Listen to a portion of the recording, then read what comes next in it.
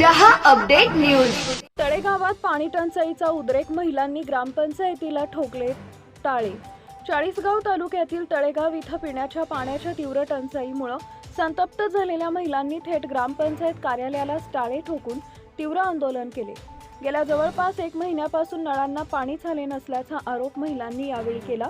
पाण्याअभावी दैनंदिन कामकाज ठप्प झालं असून महिलांना पाणी मिळवण्यासाठी मोठी भटकंती करावी लागत आहे।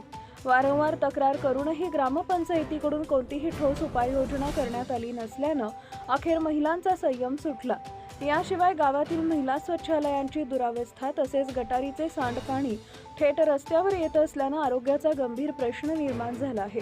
दुर्गंधी व अस्वच्छतेमुळे ग्रामस्थ त्रस्त झाले असून याकडेही प्रशासनानं दुर्लक्ष केल्याचा आरोप करण्यात आला।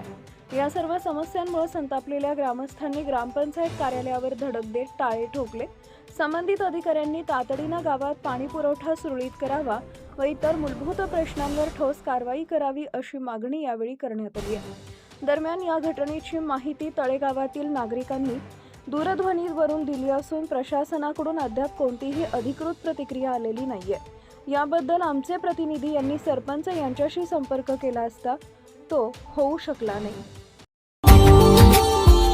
Subscribe now and press the bell icon. Never miss an update.